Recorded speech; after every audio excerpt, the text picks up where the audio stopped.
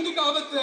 IIT IIM போன்ற central கவர்மெண்டோட மத்திய அரசுடைய உயர்கல்வி நிலையங்கள்ல பிற்படுத்தப்பட்ட சமூகம், ஒடுக்கப்பட்ட சமூகம், ஓபிசி, எஸ்சி, எவனுமே இல்ல, ஆசிரியரா இல்ல, மத்திய அரசு பணிகள்ல இல்ல. அது இந்துக்கு ஆபத்து. மத்திய குடிமை பணிகள் UPSC, IAS, IPS, IFS, IRS போன்ற மத்திய அரசு பணிகள்ல இந்துக்கள் சொல்லக்கூடிய நம்ம தமிழ் இந்துக்கள், ஓபிசி, எஸ்சி யாருமே உயர் பதவியில இல்ல. அது இந்துக்கு ஆபத்து. இலங்கை கடற்படையால் நம்ம இலங்கை தமிழர்கள், நம்ம தமிழர்கள் ராமேஸ்வரத்தை செத்துட்டு இருக்கான். அது இந்துக்கு ஆபத்து. மத்திய அமைச்சரவையில எந்த தமிழனுமே கிடையாது. அது இந்துக்கு ஆபத்து. இப்படி நான் பட்டியலிட்டேன்னா இந்துக்களுக்கான ஆபத்து பட்டியல் பெருசா போயிட்டு இருக்கு. கிரடி அங்கீகரிக்க மாட்டல, இந்துக்கு ஆபத்து. பெருணை அங்கீகரிக்க மாட்டல, இந்துக்கு ஆபத்து. மெட்ரோ ரயில் கொடுக்க மாட்டல, இந்துக்கு ஆபத்து. எய்ம்ஸ் கொண்டு வர மாட்டல, இந்துக்கு ஆபத்து. நீட் இந்துக்கு ஆபத்து. மத்திய அரசு நுழைவுத் தேர்வு இந்துக்கு ஆபத்து. எலெக்ஷன் கமிஷன் இந்துக்கு ஆபத்து. இவிஎம் இந்துக்கு ஆபத்து. எஸ்ஐஆர் ஓட்டுரிமை பறிப்பு இந்துக்கு ஆபத்து. திருப்பரங்குன்றம் கலவரம் இந்துக்கு ஆபத்து. கந்தன்மலை படம் ஒட்டு மீச வச்சு நடிச்சிருக்கே ஒட்டு மீச வச்சுட்டு அடங்க மாதிரி அத்துமீறி கும்பலான்னு கேக்குறீ. ஆமாடா, அடங்க மாதிரி அத்துமீறி திமிரி அடி திருப்பி அடி அந்த கும்பல் தானே நாங்க. அம்பேத்கர் பெரியார் அரசியலுக்கு எதிராக செயல்படுறீ. அது இந்துக்கு ஆபத்து. அடுத்து வா கேளு. ஆர்எஸ்எஸ், பிஜேபி, மோடி, அமித்ஷா, மோகன் பகவத், ஆர்எஸ்எஸ், சங் பரிவார், நாக்பூர், டெல்லியில் இருக்கக்கூடிய மத்திய ஒன்றிய அரசு செய்வது எல்லாமே இந்துக்கு ஆபத்து. இப்படியே நான் பேசிட்டு போனேன்னா விடிய உட்கார்ந்து நான் பேசணும் இந்துக்கு ஆபத்து. இதுதான்டா இந்துக்கு ஆபத்து. இப்ப முக்கியமாக இப்ப நான் ஆக்ரோஷமா பேசிட்டேன். கொஞ்சம் டேட்டாஸோட பேசுவோம். நம்ம டேட்டாஸ் எப்படி சொல்றதுன்னா, நீதித்துறையில் முக்கியமாக நான் ஒரு வழக்கறிஞராக இருப்பதால் சொல்றேன். இந்த வழக்கு சம்பந்தப்பட்ட விஷயத்தை மூத்த வழக்கறிஞர் வாஞ்சிநாதன் அவர்கள் மிகவும் தெளிவாக பேசுவார். நான் இன்றைய நீதித்துறை எப்படி இருக்குது என்பதை பற்றி நான் பேசியே தீரணும்.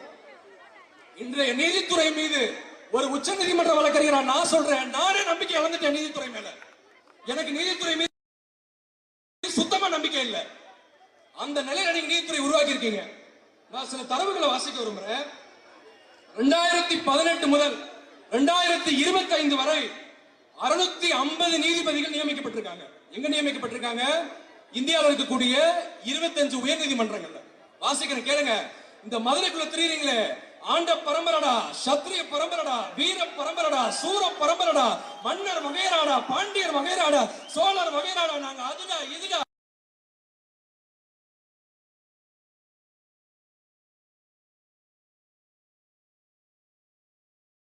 நாங்க அதாண்டுண்டா இதாண்டுண்டா பேசுறீங்களே.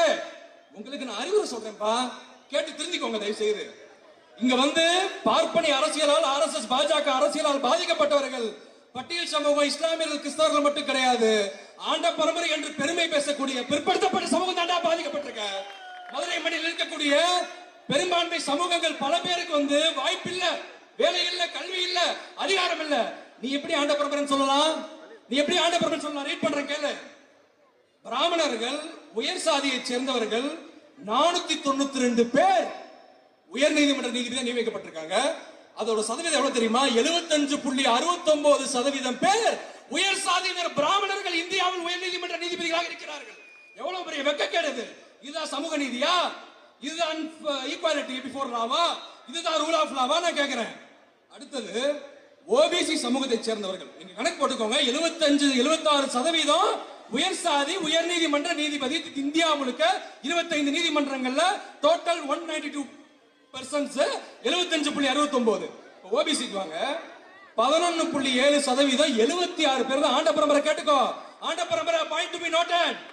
ஓபிசி 11.7%, 76 பேர், 25 high court across India.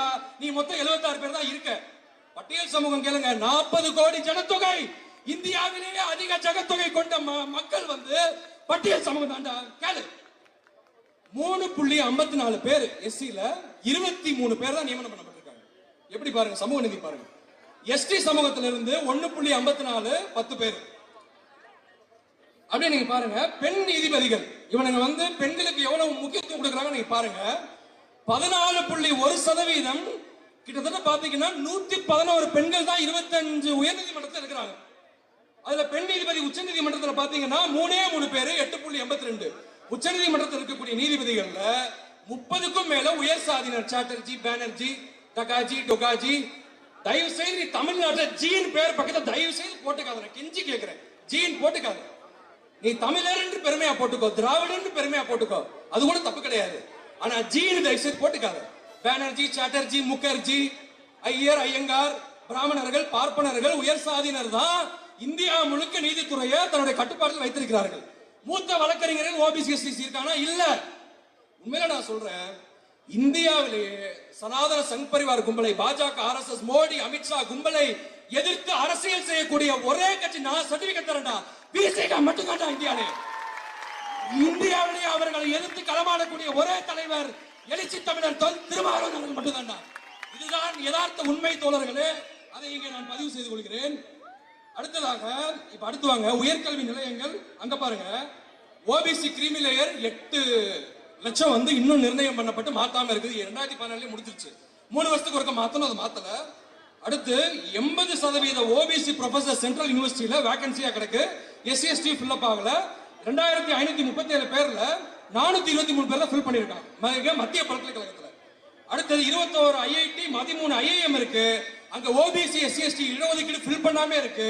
OBC SC எஸ்டிகள் உயர் நீதிமன்றத்துல இல்ல, உச்ச நீதிமன்றத்துல இல்ல, உயர்கல்வி நிலையத்துல இல்ல, நாடாளுமன்றத்திலே இல்ல, மத்திய அரசு பணிகள்ல இல்ல. குரூப் ஏ ஆபீசர்ஸ் கூட பாத்தீங்கன்னா 18.7% தான் இருக்கிறாங்க ஓபிசி. இதுதான் தரவுகள். இப்ப அடுத்து நம்ம நீதித்துறையில மிகப்பெரிய ஒரு ஜாம்பவான் வந்து நம்ம நீதித்துறையில் இருக்கிறாரு, மதுரை உயர் நீதிமன்றத்துல. அவரை மாதிரி தீர்ப்பு வழங்கவே முடியாது. இதோட முடித்துக் கொள்கிறேன். அவர் வந்து பாத்தீங்கன்னா பல நீதிபதி தீர்ப்புகள் பாத்தீங்கன்னா பிராமணர்கள் இலையில் ஓபிசி எஸ்சி எஸ்டிகள் உருளலாம் அப்படின்னு சொல்லி தீர்ப்பு தர்றாரு. அந்த சடங்கை வந்து அவர் அங்கீகரிக்கிறாரு. மனுஸ்மிருதியை நம்புறாரு, சனாதன தர்மத்தை நம்புறாரு, பகவத்கீதை நம்புறாரு, அஸ்தசாஸ்திரத்தை வேண்டியது. இந்த கூட்டத்தின் வாயிலாக சுருக்கமாக என்னுடைய உரையை நான் முடிச்சுக்கிறேன். இது வந்து 2000 ஆண்டு போர். இது இப்ப 100 வருஷமா நடக்கிற போர் இல்ல, 2000 ஆண்டு போர். இந்த போர் தொடர வேண்டும். அம்பேத்கரிய, பெரியாரிய, மார்க்சிய கருத்தியல் வெல்ல வேண்டும். கண்டிப்பாக 2026 விசிகாவின் துணையோடு, எழுச்சி தமிழர் தொல் திருமாவளவன் அவர்கள் துணையோடு தமிழ்நாட்டில் மதசார்பற்ற ஜனநாயக ஆட்சி மலர வேண்டும். 200க்கும் மேற்பட்ட தொகுதியில் திராவிட மாடல் அரசு தொடர வேண்டும், வெற்றி பெற வேண்டும். திமுக அரசு தமிழ்நாட்டில் தொடர வேண்டும்.